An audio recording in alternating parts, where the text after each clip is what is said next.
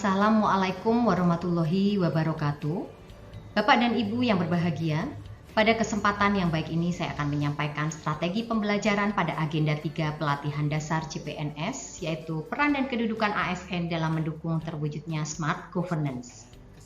Perkenalkan, nama saya Ajeng Hoirin, saya Widya Iswara, ahli muda di Bablokkes Semarang. Sebagaimana kita ketahui bahwa pelaksanaan pelatihan dasar CPNS diatur melalui dasar hukum, yaitu Undang-Undang Nomor 5 Tahun 2014 tentang Aparatur Sipil Negara, kemudian Peraturan Pemerintah Nomor 11 Tahun 2017 tentang Manajemen PNS, Perlan Nomor 10 Tahun 2021 tentang perubahan atas Perlan Nomor 1 Tahun 2021 tentang pelatihan dasar CPNS, kemudian lebih detail lagi yaitu Keputusan Kepala Lembaga Administrasi Negara Nomor 13 Tahun 2022 tentang pedoman penyelenggaraan Latsar CPNS, dan Keputusan Kepala Lembaga Administrasi Negara Nomor 14 Tahun 2022 tentang kurikulum Latsar CPNS. Pelaksanaan pelatihan dasar CPNS menggunakan metode blended learning, di mana pelaksanaan ini total sebanyak 647 JP atau memakan waktu kurang lebih 74 hari pelatihan. Ada beberapa tahapan terkait dengan pelaksanaan pelatihan dasar CPNS, yaitu yang pertama adalah fase MOOC, yaitu sebanyak 48 JP, kemudian fase distance learning, yaitu secara daring dan aktualisasi di tempat kerja, kemudian pembelajaran fase klasikal sebanyak 62 JP, dan PKTBT yaitu penguatan kompetensi teknis bidang tugas yang dilaksanakan di instansi asal peserta.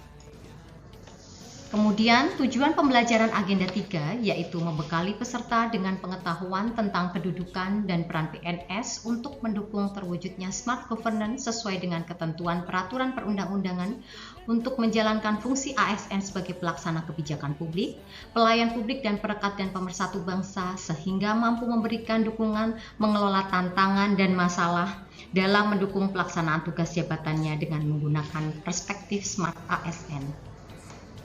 Di sini untuk agenda 3, pembelajaran mandiri yaitu di hari ke-12 sebanyak 3 JP dan hari ke-13 sebanyak 3 JP.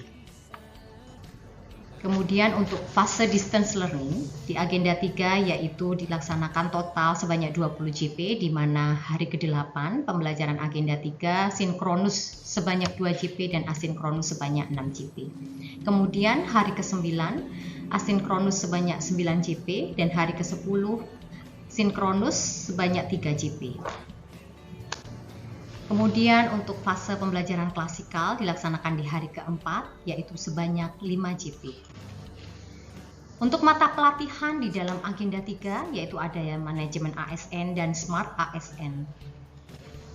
Mata pelatihan manajemen ASN yaitu membekali peserta dengan pengetahuan tentang kedudukan, peran, hak dan kewajiban, kode etik ASN, sistem merit dalam pengelolaan ASN, di mana hasil belajarnya peserta diharapkan mampu memahami kedudukan, peran, hak dan kewajiban, kode etik ASN, konsep sistem merit dalam pengelolaan ASN dan pengelolaan ASN. Kemudian indikator hasil belajarnya adalah menjelaskan kedudukan, peran, hak dan kewajiban dan kode etik ASN, menjelaskan konsep sistem merit dalam pengelolaan ASN, dan menjelaskan mekanisme pengelolaan ASN. Untuk mata pelatihan Smart ASN yaitu membekali peserta dengan kemampuan kecakapan digital dasar pada perspektif literasi digital Smart ASN. Untuk hasil belajarnya, peserta diharapkan mampu mengaktualisasikan kemampuan kecakapan digital dasar pada perspektif literasi digital Smart ASN. Indikator hasil belajarnya menjelaskan literasi digital Smart ASN, menjelaskan kerangka kerja pemanfaatan kecakapan digital dasar dalam organisasi, memberikan contoh penerapan kecakapan digital dasar dalam pelaksanaan tugas dalam organisasi, dan menganalisis kasus penerapan kecakapan digital dasar.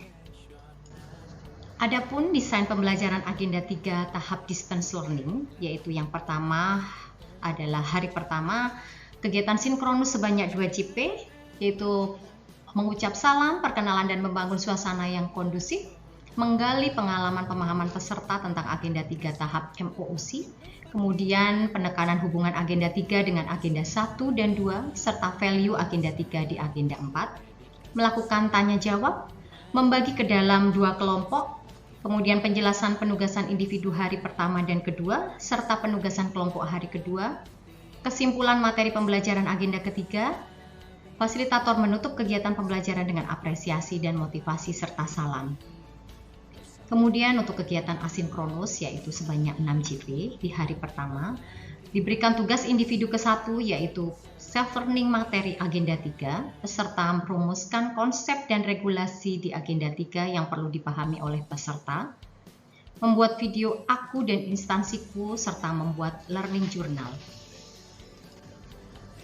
Untuk desain pembelajaran agenda 3 fase distance learning hari kedua yaitu kegiatan asinkronus sebanyak 9 JPL, yaitu diberikan tugas individu kedua. Yang pertama adalah mengidentifikasi 3 isu dalam implementasi manajemen ASN dan atau Smart ASN, yaitu mendeskripsikan ketidaksesuaian dengan agenda 3, kemudian memprioritaskan isu, analisis penyebab isu, dampak jika tidak diselesaikan bagi individu, unit, organisasi, dan kemudian membuat learning journal.